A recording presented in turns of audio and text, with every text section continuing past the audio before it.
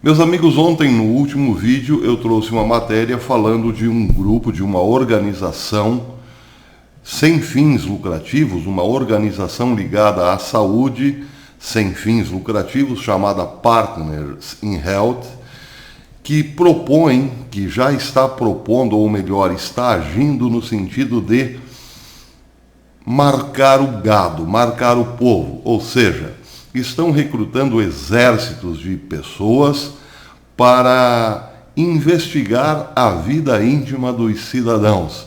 Isso começa em Massachusetts, está começando em Massachusetts, mas serve apenas como um laboratório, porque a pretensão dessa organização sem fins lucrativos, mas que tem muito dinheiro, inclusive dinheiro da família Clinton, pretende estender-se pelo mundo. Eles querem mapear as pessoas, ou seja, criar bancos de dados que digam quem é quem. Tudo isso, claro, para o nosso bem, para saber quem está contaminado pelo coronavírus ou quem pode se contaminar ou quem já, afinal, tem os devidos anticorpos. Mas a coisa vai muito além, porque esse tipo de investigação envolve uma rede sem fins que acaba também revelando o pensamento político da pessoa, a sua formação e assim por diante. Com o argumento de que tudo isso serve para conter o coronavírus, cada vez mais o Estado detém conhecimento sobre o cidadão. Ou melhor, o cidadão, a cada momento que passa, perde direitos constitucionais, tem a sua vida devassada e se torna praticamente um refém na mão do Estado. Pois é tudo isso que o novo governo mundial que se apresenta por aí quer. Quer um controle absoluto sobre pessoas. Bem, ontem mesmo, quando eu dava esta informação, o radialista mais famoso dos Estados Unidos, Rush Limbaugh, externava uma grande preocupação, porque, segundo ele, já existe projeto nos Estados Unidos por parte de autoridades que querem implantar uma espécie de cartão de imunidade ou documento de imunidade. Já nós falamos nisso. Quero antes fazer uma rápida incursão pelo sul da Europa. Itália e Espanha. Itália e Espanha são os países mais afetados pelo corona. Pois é, acontece que Itália e Espanha também são os países mais envelhecidos da Europa. Bem, o Banco Central Europeu tem já há muitos anos implantou a chamada política de medicina socializada. O que era a tal da medicina socializada? Nome bacana, nome legal, nome imponente, mas não era outra coisa senão cortar, e muito, fundos para a saúde em países como Espanha e Itália. Sim, Espanha e Itália tiveram drásticas reduções de investimento em saúde nos últimos anos. Bem, isso redundou no fato de que, quando o problema da gripe, que é comum, que todos os anos cancela inúmeros passaportes, chegou, acrescida do seu parceiro momentâneo coronavírus, muita gente, mas muita gente em Itália e Espanha tiveram o CPF cancelado. Por qual razão? Por qual motivo? Bem, a mesma Comunidade Europeia, o mesmo Banco Central Europeu, emitiu a seguinte diretriz. Os médicos em Espanha e Itália têm um desafio moral: decidir rapidamente quem deve beneficiar-se dos parcos recursos instrumentais dos hospitais e quem não. Claro que os departamentos ou ministérios de saúde levaram isso adiante. E o desafio para os médicos espanhóis é exatamente esse hoje, um desafio ético. Decidir quem deve receber os aparelhos respiratórios ou ventiladores, velhos ou moços. Imaginem a seguinte situação: um hospital com um respirador sobrando, um respirador disponível, sendo disputado por um senhor de 65 anos, 70, 80, e por um jovem de 35. É claro que os médicos foram aconselhados a priorizar a vida dos mais jovens em detrimento dos mais velhos. Essa matéria saiu como denúncia no Gatestone Institute, que diz o seguinte: com mais de 500 mil de casos confirmados de doenças de coronavírus na Europa, o número crescente de autoridades médicas regionais começou a emitir diretrizes de protocolo que pedem que os hospitais priorizem pacientes mais jovens do que mais velhos.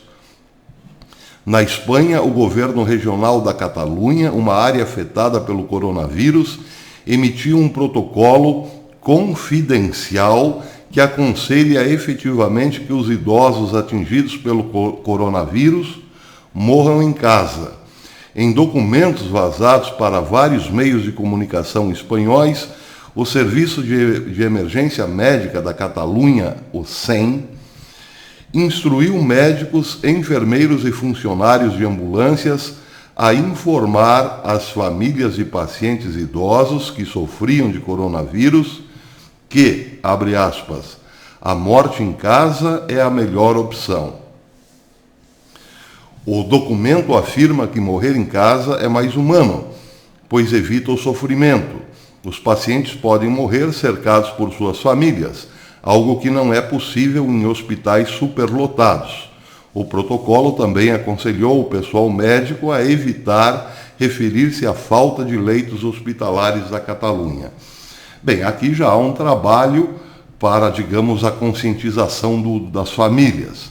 Se você ver o seu avô, o seu tio passando mal, deixe-o em casa, porque os hospitais estão reservados para os mais jovens.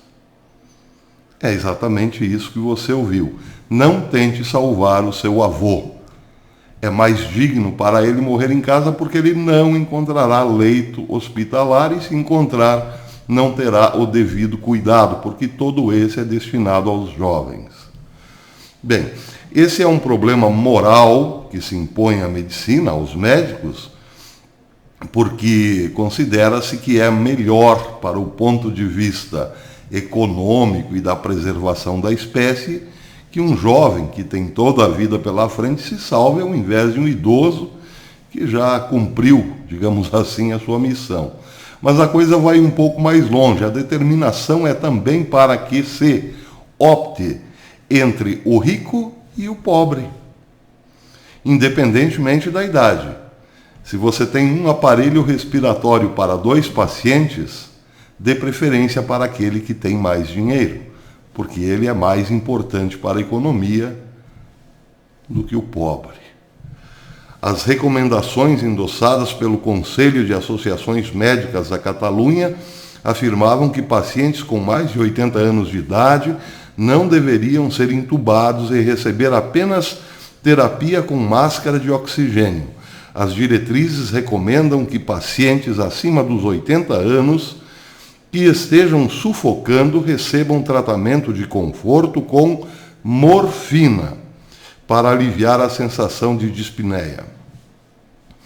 A SEM também aconselhou os profissionais de saúde a otimizar recursos médicos na atual situação de emergência e evitar a admissão de pacientes com pouco benefício. Pediu-se ao pessoal médico que reservasse o material para aqueles pacientes que podem se beneficiar mais em termos de ano de vida, salvos em termos de anos de vida. Bem, isso mostra, evidentemente, que nós entramos numa fase em que o Estado diz quem deve morrer e quem pode viver. Mais uma vez, reforço essa ideia de que, ao final de todo esse problema, nós teremos sim implantado no mundo todo uma incomparável, inédita tirania ou despotismo, ou, enfim, uma ditadura mundial, para simplificar a coisa.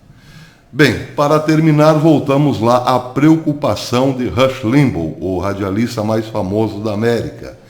Ele está particularmente preocupado, diz o Ornette Daily, com o fato do Dr. Anthony Fauci, diretor do Instituto Nacional de Alergia e Doenças Infecciosas, ter apresentado para o governo um plano de cartões de imunidade para identificar pessoas que já tiveram o vírus.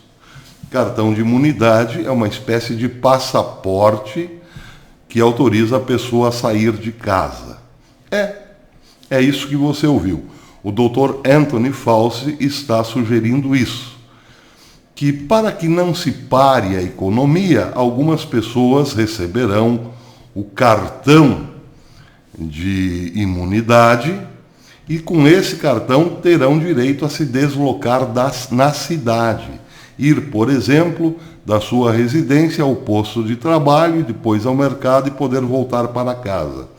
É claro que para um cartão de imunidade funcionar, é preciso que haja um forte aparato estatal, policial, para impedir as pessoas sem cartão transitarem por aí livremente. Meus amigos, daqui a pouquinho a liberdade será coisa do passado.